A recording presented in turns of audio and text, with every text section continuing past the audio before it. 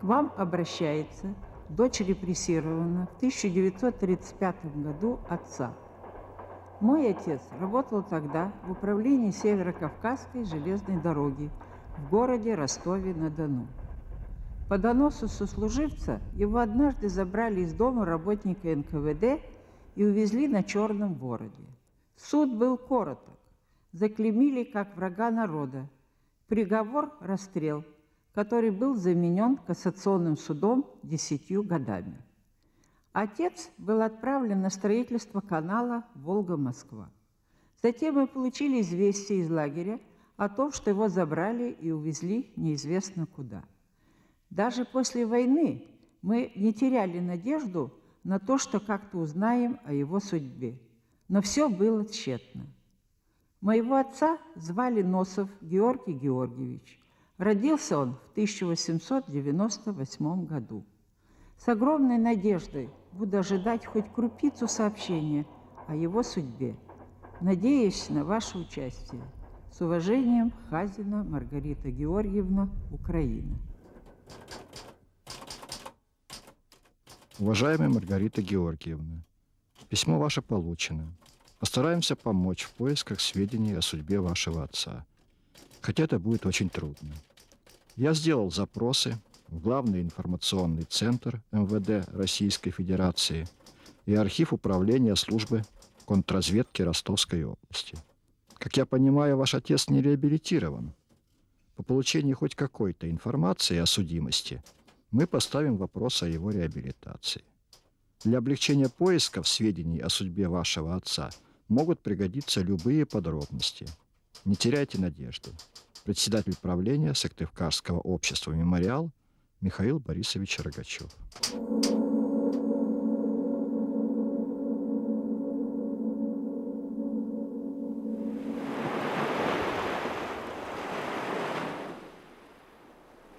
Уважаемый Михаил Борисович, глубоко тронута была тем участием, которое вы проявили в поисках сведений о судьбе моего отца. Мне, по правде говоря, сейчас не так важна реабилитация, как истина.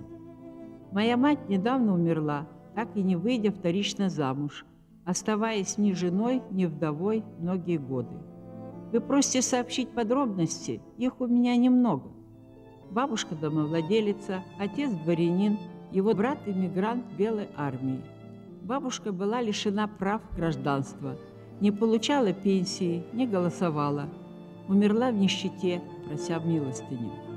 Помню также о том, что когда папу забрали, у нас на столе оставалось всего 13 рублей. Не помню, писала ли я вам о том, что папу отправили в Яхрому на строительство канала Волга-Москва. В 1938 году он заболел крупозным воспалением легких и возвратным тифом. Лежал в лагерном лазарете. Мама ездила к нему на свидание и по совету врачей добивалась досрочного освобождения, так как состояние его здоровья было обреченное. Комиссия врачей признала папу неспособным к работе и подписала заключение о возможности досрочного освобождения. Но в те годы решение врачей ничего не значило. Папа выжил, а в скором времени его друзья сообщили нам печальную новость. Ночью приехала машина, забрала папу, еще нескольких заключенных и увезли в неизвестном направлении. Я после этого написала письмо на имя Калинина, так как я тогда была школьница и не знала, кому писать. А Калинин вроде был для детей-защитников. Ответ пришел такого содержания: «Ваш отец жив и находится в отдаленных местах без права переписки». Подпись была «Калинин». Никаких путей для дальнейшего поиска мы с мамой не находили. Скоро война, оккупация и все бедствия и лишения, связанные с ней. Сейчас я живу с семьей на Украине, имею 2 дочерей, 3 внуков. И ни я, ни мои дети не забывают о дедушке. Он был настоящий интеллигент, добрый, честный. Никогда не поверю, что он мог совершить что-либо недостойное. Спасибо вам за ваш благородный труд. Это большая редкость в наше сумбурное время. Буду с надеждой ожидать вашего ответа, каким бы он ни был. Хазина Маргарита Георгиевна.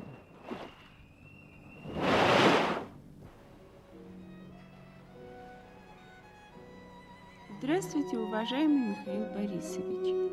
Я, дочь Хазиной Маргариты Георгиевны, живу в городе Одессе. С волнением узнала о вашем письме. Для всех нас очень важно узнать о судьбе дедушки, так как для себя мы его давно реабилитировали. Дедушка был порядочным человеком и, вероятнее всего, пострадал из-за своего социального происхождения. Я очень хочу узнать, где убит мой дедушка. Хочу предать его земле, отслужить панихиду, сделать все по христианскому обычаю. Меня всю жизнь мучает мысль о том, что наш дедушка ушел из жизни таким молодым, а мы ничего о нем не знали. Трагичная история всей семьи Носовых. Сестра дедушки была из народовольцев, занималась благотворительной деятельностью. На первом этаже ее дома была бесплатная школа, и моя прабабушка Пелагея Андреевна кормила детей обедом. Дом отняли, школу закрыли. Сестра умерла молодой, а Пелагея Андреевна умерла в годы войны, так и не узнав о судьбе старшего сына. Умерла от голода, испытав унижение и издевательство, как мать врага народа.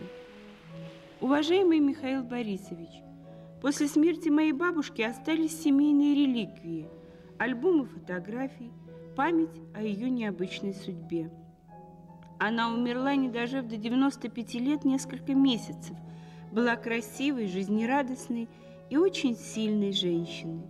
В память о ней мне хочется узнать о судьбе дедушки, побывать в местах его гибели. С уважением и признательностью, Валя Манько.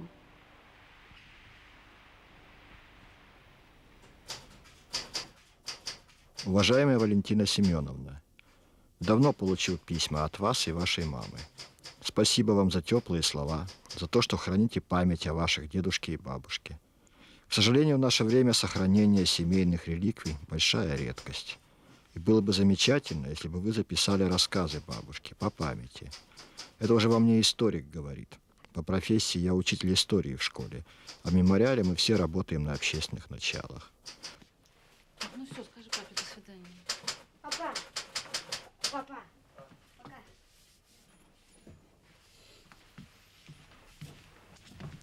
Мама, подожди. Ничего не забыл? Сумочку я взяла. Не отвечал долго потому, что надеялся сообщить что-то конкретное. Но, к сожалению, пока ничего не узнал. Пришел ответ из Ростова. Там почему-то нет сведений о судимости вашего деда. Наш запрос в главный информационный центр МВД Российской Федерации еще в апреле был переслан в архив бывшего КГБ, где есть сведения об осужденных по политическим статьям. Но ответа пока не было. К сожалению, я не могу установить, где находился архив того лагеря, где был ваш дед. Постараюсь это выяснить. Может быть, все-таки что-то удастся узнать. Во всяком случае, поиск мы продолжим. О результатах буду вам сообщать. Всего вам доброго. Рогачев. Здравствуйте, Михаил Борисович. Меня очень тронуло, что вы в наше трудное время осуществляете такую сложную работу на общественных началах. Я постараюсь сделать так, чтобы гильдия одесских предпринимателей узнала о вашей деятельности. Возможно, что найдутся желающие быть вашими спонсорами. В нашем городе с большим вниманием относятся к такой деятельности. У многих в семьях есть пострадавшие в годы репрессий. Бабушка часто рассказывала мне о том, какой богатой и красивой была Одесса в годы ее молодости. В те времена было также много несправедливости, но и много добра. Религиозное воспитание тех лет побуждало богатых людей заниматься благотворительностью. На праздники состоятельные люди считали своим долгом отнести передачи в тюрьму либо в больницу. Бабушка вспоминала, что в их семье, где было 6 детей, а работал только отец, мать всегда на Пасху и другие праздники носила передачи для нуждающихся людей в тюрьму и больницу. Бабушка очень хорошо помнила приезд царской семьи в Одессу. Она была свидетельницей того, как во время выезда царской семьи на улице Пушкинской Сквозь строй жандармов и городовых в ноги царю Николаю бросилась с прошением о помиловании мать осужденного юноши-революционера. Прошение было принято, и революционер получил помилование. Бабушка вспоминала, с каким восторгом принимали Вертинского, как плакал город, когда умерла звезда немого кино Вера Холодная. Сейчас на месте кладбища, где она похоронена, разбит парк имени Ильича. Такая же участь постигла графа Воронцова и его жену. После того, как был уничтожен Красавец-кафедральный собор, прах их тайно был захоронен на разных кладбищах, где они и сейчас лежат всеми забытые. Елизавета Ксаверьевна Воронцова была замечательной женщиной, которая занималась большой благотворительной деятельностью. О ней с любовью писал Пушкин. Бабушка была знающим и интересным рассказчиком, всегда учила добру, несмотря на то, что сама видела в жизни много зла. Оставила себе прекрасную память. Я очень благодарна всем, кто помогает узнать о судьбе Георгия Георгиевича Носова. С уважением, Валя Манько. Уважаемая Валентина Семеновна, большое спасибо вам за теплые слова. К сожалению, не все у нас получается, и не все мы можем узнать.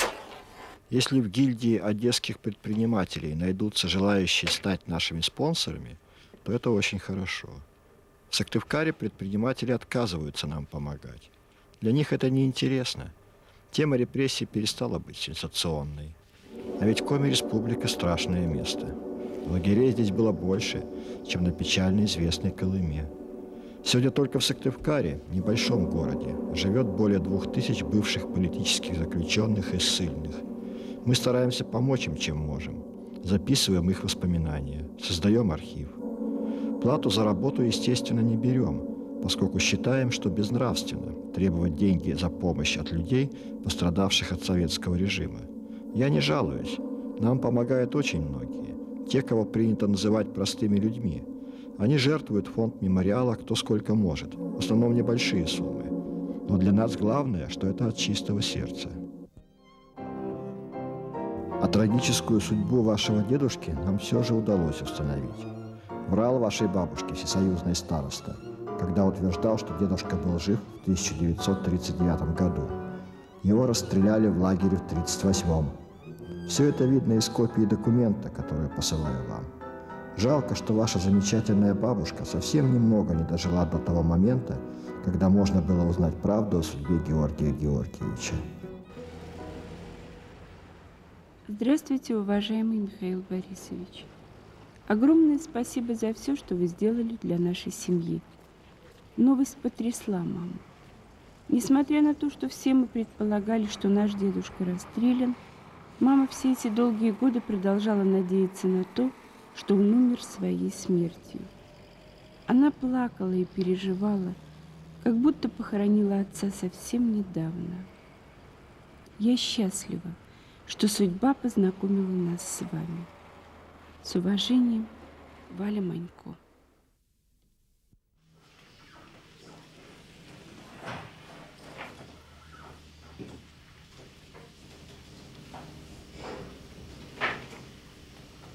Так, теперь поехали. 1164 год. Шведы выступают в военный поход. Военный поход на новгородскую крепость Ладога. Такие нападения шведов на новгородские города были постоянны. А чем же отвечают им новгородцы? Так вот, в 1187 году эти несчастные, в кавычках, новгородцы, которых тревожили шведы, собрали мощную армию, прошли из Ладоги до Финляндии, потом на кораблях совершили неожиданный набег на Сигтуну, с боем взяли столицу шведского королевства, ограбили ее по высшему разряду, то есть сперли все, сожгли весь шведский флот, выжгли заодно и полгорода вместе со флотом, и счастливые убрались обратно в свой мир. 1227 год. Так, мне некуда писать. Пока мы крестоносцев стираем, а я буду писать здесь. Уважаемый Михаил Борисович, сегодня утром посчастливилось встретиться с вами по телевизору. У меня все время было какое-то предчувствие, что я вас увижу. Здорово. Передача была нужная, но помогла ли вам? У меня все нормально. Ой, не расслышал. Если князь Мстислав видел поражение Удалова, но не захотел ему помочь. Даш, ты откуда вообще у нас пришла? Киевский князь Мстислав и князь Мстислав Удалой, это какая битва-то? Нокаут. Нокаут, мы о чем говорим? Сейчас мы свободны. Уважаемая Евгения Петровна, к сожалению, не удалось нам увидеться. А ведь была возможность. На весенние каникулы у нас планировалась поездка детей в Смоленск. Мы каждый год обязательно вывозим их в исторические города России. Зимой я ездил с группой в Псков. Я уже напросился в сопровождающие. Это все сорвалось. Не нашли нужную сумму денег. На наш сюжет в телепередаче никто не откликнулся. Денег у общества как не было, так и нет. Зато откликнулись те, кому мы действительно нужны. Сплошным потоком идут люди. В основном спецпереселенцы. И все вечера, не разгибаясь, пишу запросы. Приходит много писем из разных областей России и не только из России с просьбой помочь разыскать сведения о пропавших в лагерях и ссылке. Так что работы прибавилось. Удалось разыскать много документов. Сейчас помогаем нашему краеведческому музею готовить выставку о репрессиях 30-50-х годов в Коме АССР. Мы уже помогали делать такую выставку в республике 2 года тому назад. Тогда она имела успех. Но прошло время, теперь многим кажется, что не все уже знают о том времени. Вот мы и доказываем, что они еще не знают.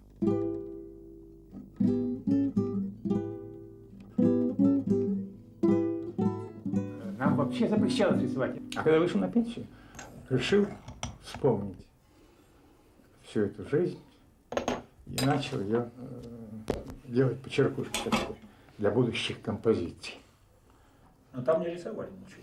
Не было возможности. В лагере? В лагере, да. Рисовал.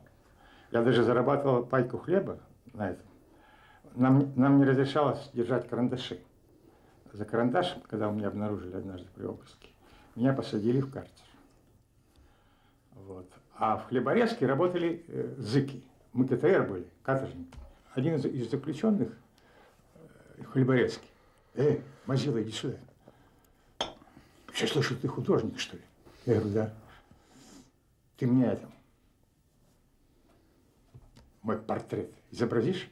Я говорю, изображу, только у меня ничего нет. Эта бумажка пойдет? А бумаги не было в лагере. Там все записывалось на дощечках. Ну, я изобразил там с полчаса. Посидел. Смотрел, вроде ничего. Передам вольняшке, пусть он перефотографирует, размножит, разошлю своим бабкам. Ну, на тебе пайку грамм 800. Что это собрал? Я его сожрал, конечно. Ну, а другой день опять жрать хочется. Я опять к нему пришел. А, это ты опять, да? Он мне 300 грамм дал. Я пошел. Я понимал, что это, что он мне уже не даст больше. Но все равно голод заставляет, думаю, попробуй. А вдруг даст. Прихожу. Ты чего, опять что ли? Жить я всю жизнь кормить буду, что ли? Я говорю, извини. Вот так я зарабатывал. Так.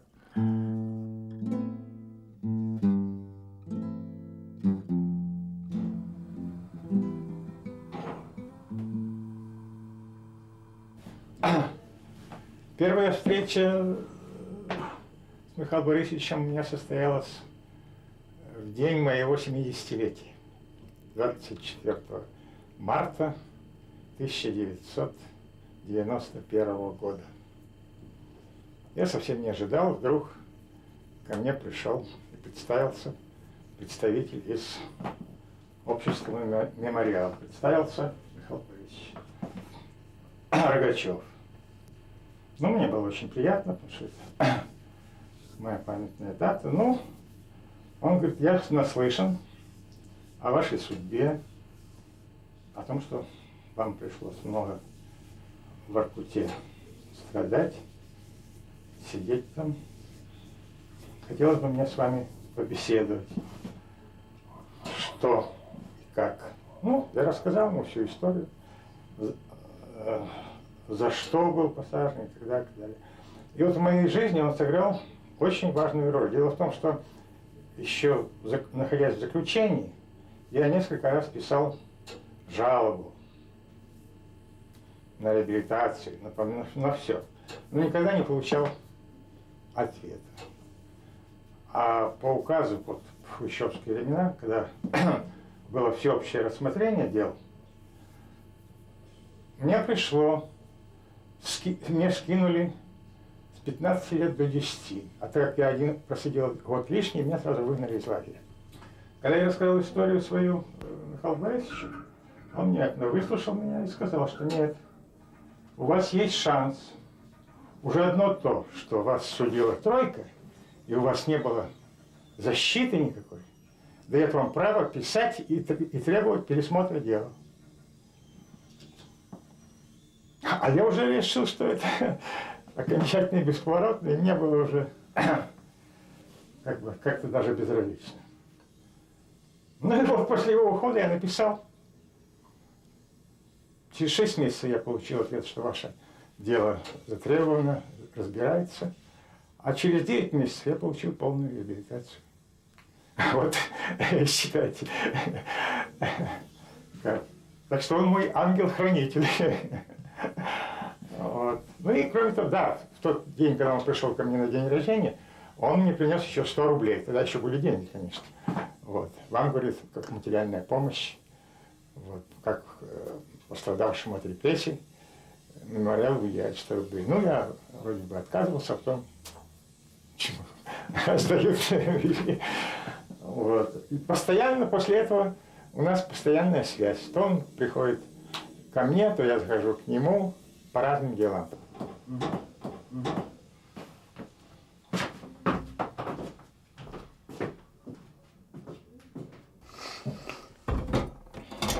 Кому кофе, кому чай.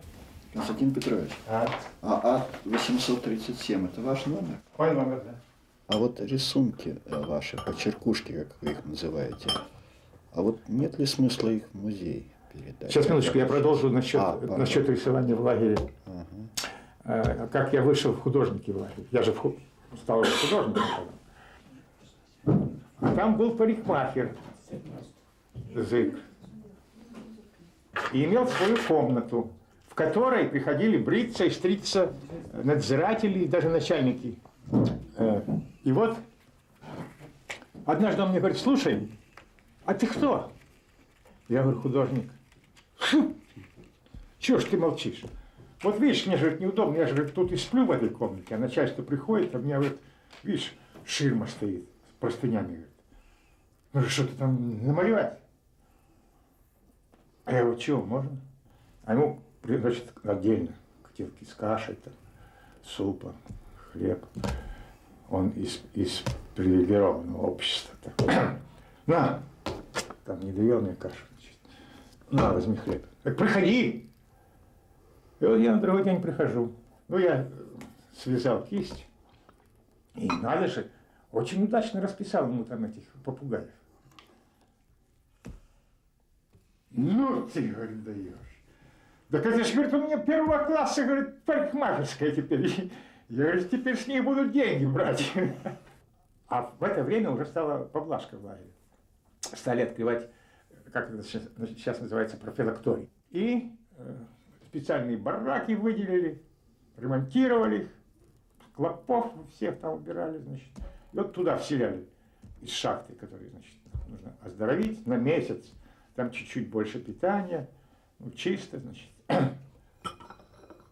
И вот один зав стационаром подобным из западных украинцев, тоже ГТР такой же. Вот. Он пришел к этому парикмахеру и говорит: слушай, а где, кто же тебя нарисовал такой? Да тут, говорит, ходит один доходяга. Да ты познакомь меня, говорит, с ним. Ну ладно, я как-то прихожу, он говорит: слушай, подожди, говорит, ты не уходи, сейчас должен прийти этот зав стационар. Вот он пришел: здравствуйте, он интеллигент. здравствуйте, здравствуйте, художник. Я говорю, да. Вот вы знаете, вы так нужны мне. Мы вот строим стационар, уже побелили. Ну, нужно что-то ж там, какие-то пятнышки раскрасить, что можно сделать. Ну, давайте. Я пришел. Вам помощник нужен? Я говорю, конечно, нужен. Вот. Он мне нашел какого-то тоже доходягу. Ну, не такой, как я, но все равно доходяга. Ну, а нужно краски он тоже достал. Там. Ну, такие же. Известь, кирпич, сажа. Вот. Связующее вещество какое-то, потому что оно же все будет сыпаться. Я говорю, из муки нужно сварить жижицу такую, типа. Да, я это знаю. Ну, вот он принес мне муки, ведро мы залили с этим доходяшкой тоже, значит, сварили. О, вкусное. Вкусное. И все ведро съели. Он приходит, а я говорю, вот так получилось. Ничего, я понимаю. Еще достал. В общем, расписал я этот. Столбы, запроектировал там эти самые наличники. Турецкий пейзаж какой-то сделал. Потом арки. Короче говоря, так вот я стал художником стационарным. Месяца 3 кантовался. Батюшке уже стал это жирком подплывать. А в лагерь строго. Как только уже кто-то из доходяг выздоравливает, все. Статья такая, нужно списывать на общие работы. Вот. И на одной из комиссий, значит, Вага, этот венгерский еврей, начальник санчасти, говорит, ну я не могу уже, это 3 месяца, говорит, я его держу, мне же по башке, говорит, дадут. А этот мой добрый гений, так же, как вы сейчас у меня, говорит, называл его по имени, я уже забыл по имени, давайте мы его сделаем завхозом стационара. О, это можно. И меня списывают, значит, в санчасти. Я стал завхозом стационара. Вот так мне помогло мое творчество. Так вот, насчет этой выставки, о которой вы говорите, я знаю, что им ценно материал, который сделан непосредственно в лагере. А у меня же больше по памяти. Так тут, понимаете, какое дело? Они хранят все, стараются сохранить. Это не совсем музей в обычном, не художественная галерея в обычном понимании этого слова. Это скорее, скажем так, художественный архив.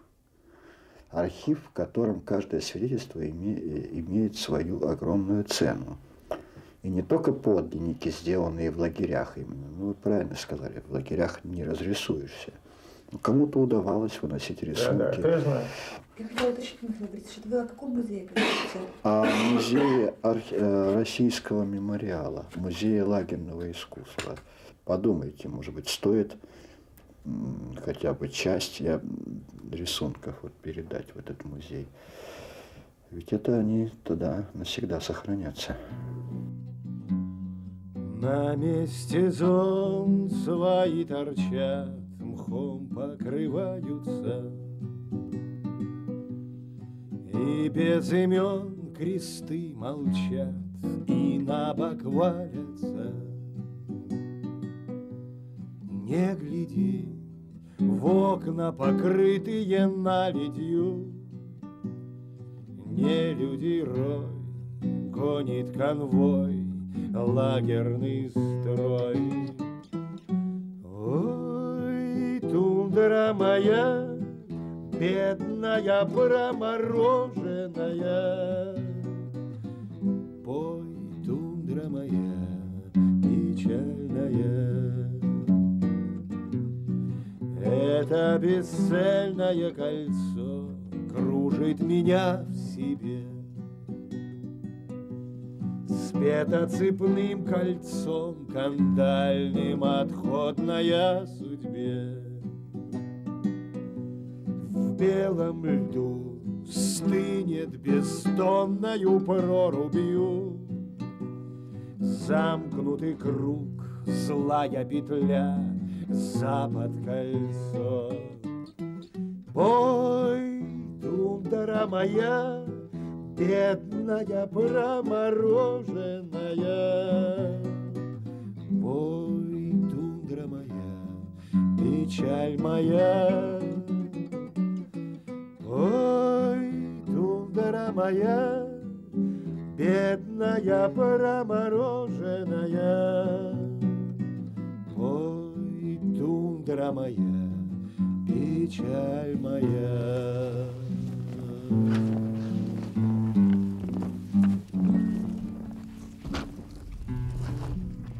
Уважаемый Михаил Борисович, как вам уже известно, у нас идет создание мемориального кладбища. За период 30-50-х годов в абельских лагерях погибло много народу. Поступающие к нам материалы свидетельствуют о том, что среди них имеются видные и заслуженные люди из всех уголков России. Наша задача – вернуть обществу и их родным вычеркнутые из жизни имена. Однако, к сожалению, нам известны лишь единицы из тысяч здесь погребенных. Наши неоднократные попытки самим достать списки погибших не дали нужных результатов. Поэтому мы вынуждены обратиться за помощью ко всем мемориалам нашей республики. Жду ответа. С уважением, Виктор Ложкин, поселок Абельс.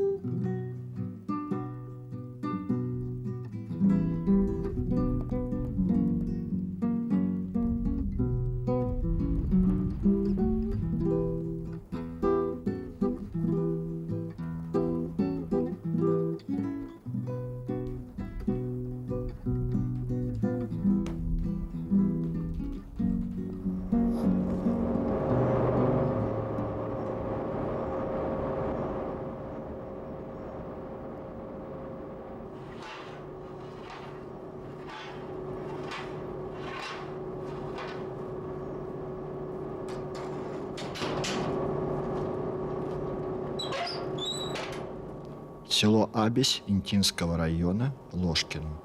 Уважаемый Виктор Васильевич, как ваши дела с обустройством мемориального кладбища? Если будет нужна помощь, обращайтесь. Мне тут до начальства ближе. Правление решило выделить на мемориальное кладбище посильную для нас сумму. Надеюсь, что в скором времени деньги будут переведены. Всего вам наилучшего. Рогачев.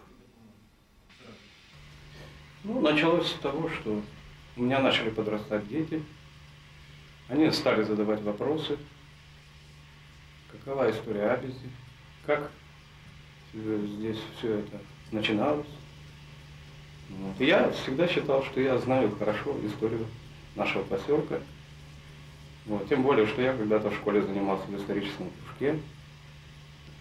А тут столкнулся с таким явлением, что меня поставили в тупик. Это мне, стало самому любопытно, интересно. Я решил поискать сведения об источниках. Это совпало в 1989 году, совпало это как раз с общенародным движением общества мемориала. И тогда мы получили впервые возможность заниматься изучением истории существования Абельского лагеря.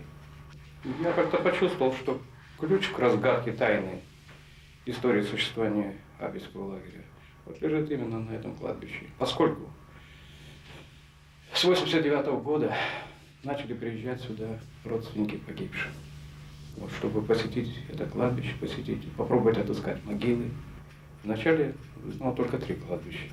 А потом уже в процессе, в дальнейшем, уже, как оказалось, 5 крупных захоронений было только в самом поселке.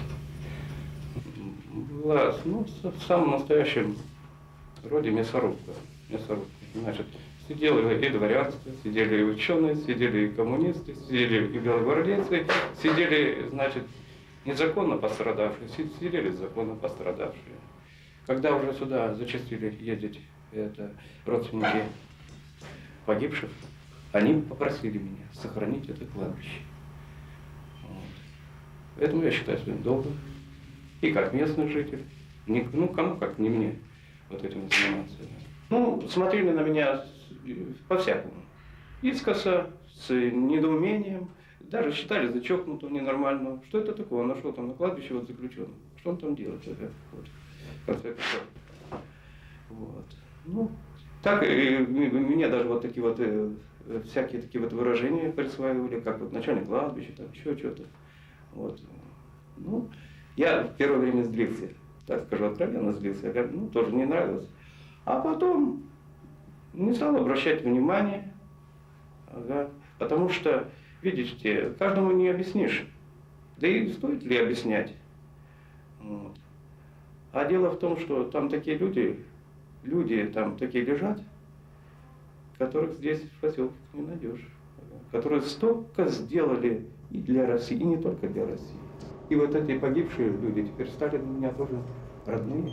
Чувствую, я чувствую влияние душ погибших, наверное, на меня. Как-то они меня делают чище, они меня делают добрее. Я думал, что ну, это на 2-3 года, ну на 5 лет самое большое, я там изучусь. А теперь это стало неотъемлемой частью моей жизни, это необходимость. Я, знаете, я там ухожу работать, и что странно, я там после работы возвращаюсь не уставшим, а наоборот получаю какую-то энергию, удовлетворение, какое-то наслаждение. Чисто человеческое наслаждение. Мне приятно. Вот это вот кладбище, вот когда я прихожу, сижу один, вот задумаешься о жизни, и вот она, ну зачем вот такие мелочи? Вот. Жизнь все-таки одна и очень короткая, и хочется что-то, какой-то добрый след в жизни оставить. Уважаемая Елизавета Ивановна, свидетельство о смерти обязательно запросите по указанному мной адресу. Справку о посмертном освобождении они вряд ли выдадут, потому что нет такого правила. Смерть не освобождала, он все равно считался заключенным. А условия там были очень тяжелые. Умирало много заключенных. Их почти не кормили, врача не было. Жители села Медвежки помнят, что хоронили почти каждый день. По моим сведениям, местные жители знают, где хоронили заключенных. Только могил не осталось. Их и не было в человеческом понимании. Просто рыли общую яму, куда и закапывали тела. Извините за эти подробности, но, наверное, вам надо их знать. Может быть, вам станет легче, если вы узнаете, что в Сыктывкаре планируется возвести часовню в память новомучеников российских для поминовения всех невинно загубленных. Мемориал, разумеется, будет помогать, чем сможет. Рогачев. Город Ухта, Саапцокову. Уважаемый Мадинат Гарунович, очень рад, что мои советы помогли вам добиться справедливости. Поздравляю вас с реабилитацией. Очень жаль, что прошло столь много времени, пока наши правители дошли до понимания того, что пленные не виноваты в том, что попали в плен, что ответственность за это несут прежде всего те, кто послал их в бой неподготовленными, а потом бросил на произвол судьбы. Город Павлодар, Красману. Уважаемый Федор Петрович, вы, наверное, уже потеряли надежду получить от меня письмо. Все дело в том, что нам никак не удавалось добиться вашей реабилитации. Как видите, прошел почти год. Тем не менее, удалось все же добиться вашей реабилитации как спецпоселенца. Посылаю вам справку о реабилитации МВД Республики Коми. Прошу вас хотя бы открыткой подтвердить получение справки и сообщить, как ваши дела. Село Выльгард, Краусу. Уважаемый Владимир Леонидович, высылаю вам справки о реабилитации и нахождении на спецпоселении. Поздравляю с реабилитацией. Всего вам наилучшего. Рогачев.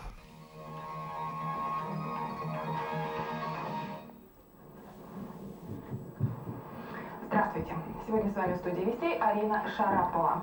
Представители Министерства обороны России сегодня опровергли сообщение некоторых средств массовой информации о якобы имевших место массированных бомбардировках Грозного. Российские самолеты, утверждают военные, чеченскую столицу не бомбили. Глубоко уважаемый Михаил Борисович, я очень благодарен вам за вашу готовность оказывать мне помощь в поисках материалов для моей персональной картотеки жертв политических репрессий в СССР. Мне очень хотелось бы иметь газеты и журналы Коми Республики с материалами о сталинских репрессиях. А тут у меня в семье случилась трагедия. 18 января умерла моя жена, с которой я прожил 35 лет. И я на старости лет, мне 81 год, остался в своем домике один. А тут еще последствия сталинских застенков, смертной камеры, изоляторов и лагерей, длившихся почти 20 лет, дают о себе знать. Уважаемый Михаил Борисович, чем я могу отблагодарить вас? Быть может, вам нужно что-нибудь из нашего местного, кавказского. У меня есть мумиё. Могу выслать вам посылку с сушеными яблоками и орехами. Ведь у меня при домике свой сад. Пишите. С искренним уважением к вам, Мастепанов. Уважаемый Сергей Данилович, посылаю вам несколько изданий, где есть материалы о репрессиях в Коми. Это все издания малодоступные. Наверное, у вас их нет.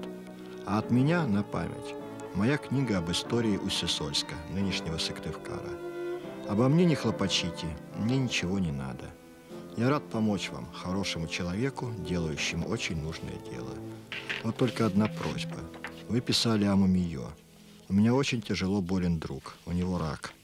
Может быть, оно ему поможет? Всего вам наилучшего, Михаил Рогачев.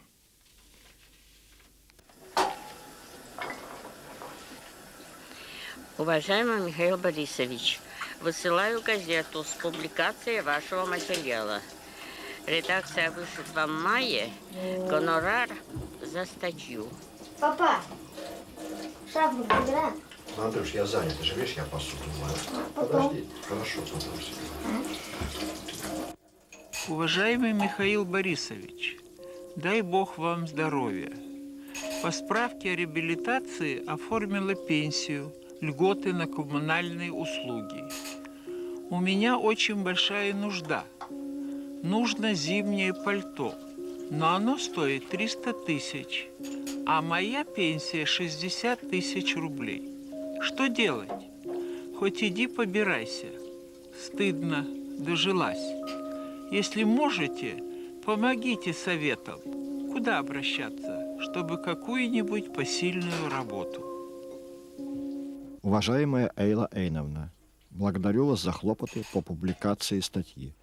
Рад, что она вам понравилась и может принести пользу в ваших поисках. Если возможно, то пусть редакция на основании этого письма перечислит гонорар на счет Карельского мемориала. Дорогой Михаил Борисович, высланные вами книги получил в сохранности. Большое вам спасибо за внимание. Посылаю вам мумиё и сушеные фрукты. Желаю вам всего хорошего. Мастепанов. Уважаемый Сергей Данилович, посылаю для вас новые издания. Большое вам спасибо за посылку. Дети мои с удовольствием уплетают ваши сухофрукты. У нас таких, естественно, нет. А с мумиё пока не знаю, что делать. Мой друг умер. Рак пищевода. С вашего позволения передам тем, кто в нем нуждается. Всего вам наилучшего. Рогачев. Михаил Борисович, мы практически закончили съемки, и у нас осталась минута. У вас есть возможность сказать то, что вы бы хотели сказать телезрителям, которые будут смотреть наш фильм.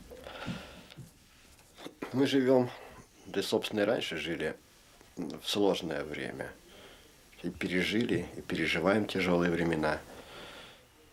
И если мы не будем помогать друг другу, если мы хотя бы ненадолго не сможем отвлечься с одних повседневных хлопот, дел, оглянуться по сторонам и постараться помочь тем, кто нуждается в помощи, то я думаю, что мы не выживем не только как россияне, как граждане, но мы, наверное, не выживем и как просто люди в широком понимании этого слова. Вот, пожалуй, все, что я бы хотел сказать. Уважаемый Михаил Борисович, прошу вас, не откладывайте сразу моего письма. Подержите его в руках хоть минутку, и я уверена, вы получите заряд здоровья, хоть и не сразу это почувствуете. Это искра Божья, прошедшая через мое сердце. низкий поклон вам от меня и моей семьи. Вот и дошла моя молитва до Бога. Появились на Руси люди, которым дорога истина. Значит, будет возрождение Родины. Вот только скорее бы.